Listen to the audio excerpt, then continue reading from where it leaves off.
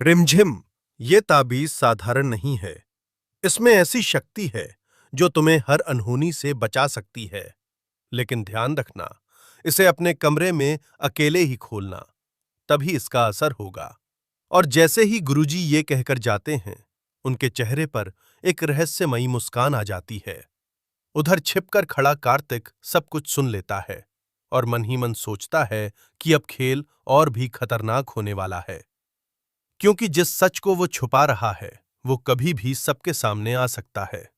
तभी महल के दूसरे कोने में अमायरा अपने कमरे में तैयार हो रही होती है और दिया उसके पास वही मेकअप स्प्रे लेकर आती है और कहती है कि ये खास स्प्रे है, इसे लगाने से मेकअप पूरे दिन टिका रहेगा। लेकिन अमायरा को उस स्प्रे की गंध अजीब लगती है। फिर भी वो कुछ सोचकर उसे लगा लेती है और कुछ ही देर बाद उसे चक्कर आने लगते हैं और उसकी आंखों के सामने सब धुंधला होने लगता है। उधर रिमझिम अपने कमरे में उस पोटली को लेकर बैठी होती है और सोच रही होती है कि आखिर गुरुजी ने इतनी सख्ती से इसे अकेले खोलने के लिए क्यों कहा। तभी उसे कार्तिक की बात याद आती है और वो समझ जाती है कि इस पोटली में जरूर कोई बड़ा राज छिपा है।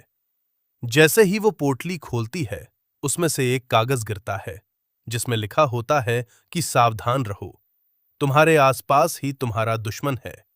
और उसी वक्त बाहर से किसी के कदमों की आहट आती है।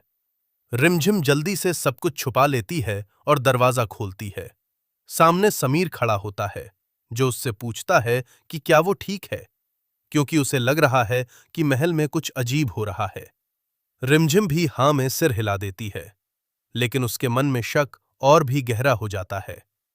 तभी अचानक महल में हड़कंप मच जाता है, क्योंकि अमायरा बेहोश हालत में मिलती है।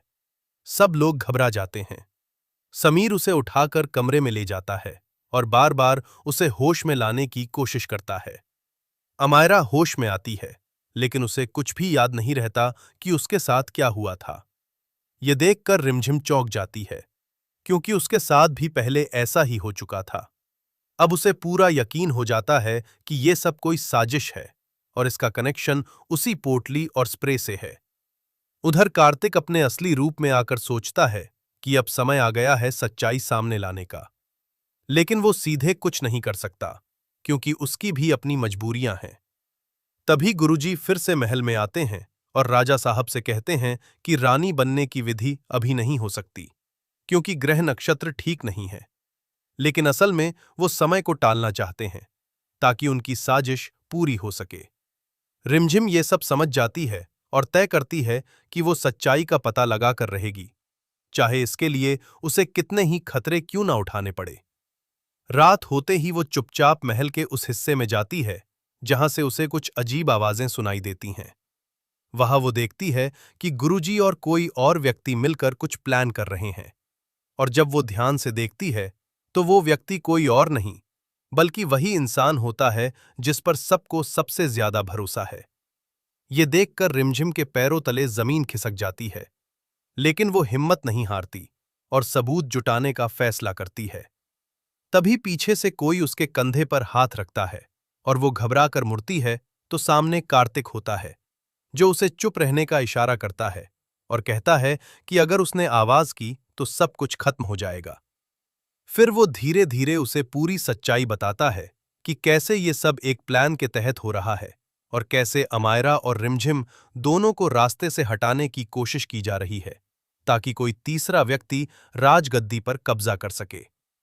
ये सुनकर रिमझिम के होश उड़ जाते हैं, लेकिन वो डरने की बजाय और मजबूत हो जाती है और कहती है कि अब वो इस खेल को खत्म करके ही दम लेगी। अगले दिन महल में फिर से हलचल होती है, क्योंकि नई रस्म की तैयारी शुरू होती है। लेकिन इस बार रिमझिम पूरी तरह तैयार होती है सच सामने लाने के लिए। जैसे ही रस्म शुरू होती है, वो सबके सामने आकर उस स्प्रे और पोटली का सच बताती है और सबूत भी दिखाती है, जिससे सब लोग हैरान रह जाते हैं। गुरुजी और उनका साथी पकड़े जाते हैं और उनकी साजिश का पर्दाफाश हो जाता है। समीर को अपनी गलती का एहसास होता है कि उसने रिमझिम पर शक किया और असली दुश्मन को पहचान नहीं पाया। अंत में सब कुछ ठीक हो जाता है, लेकिन रिमझिम ये समझ जाती है कि भरोसा करना आसान है, लेकिन सही इंसान पर भरोसा करना सबसे मुश्किल और जरूरी होता है। और इसी के साथ कहानी एक नए मोड़ पर खत्म होती है, जहां सच की जीत होती है और धोखे का अंत।